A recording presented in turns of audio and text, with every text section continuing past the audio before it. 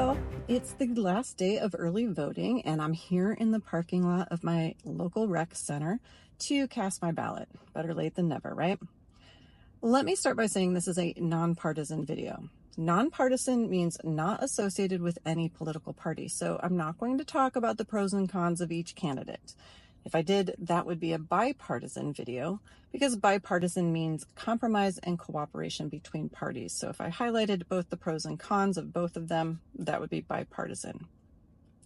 And if I made a partisan video, I'd show blind adherence to one party, and I'd be no better than all those people on social media who think that they can sway someone else's vote with a meme full of misspellings and misinformation. I'm going to stick to talking about vocabulary and staying nonpartisan. Until 1920, women were disenfranchised, meaning they were denied the ability to vote.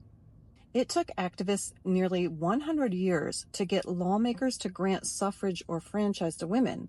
In other words, to give them the right to vote.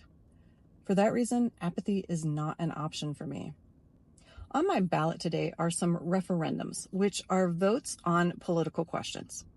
Voters will either ratify or adopt these referendums, or they will repudiate or reject them.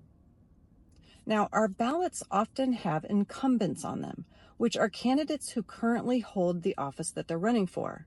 And that is not the case with our presidential election this year. The current president would be the incumbent, but he's no longer in the race. Note that incumbent can also be an adjective meaning necessary as an obligation or duty. So I could say it is incumbent on all of us to vote. Now, I'm no pundit, but I think most presidential candidates are demagogues, which are politicians who appeal to popular beliefs, prejudices, and passions.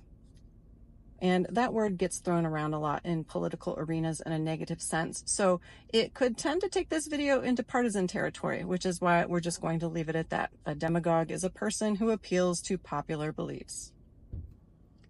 We are lucky to live in a presidential republic where people hold the power to elect their top leader. We are not governed by a monarch, someone who's born into supreme power over a kingdom. And we are not ruled by a person with total power, like an autocrat, despot, dictator, totalitarian, or tyrant. We are privileged to have a choice, even when we're unhappy with those choices. So go exercise your suffrage this week.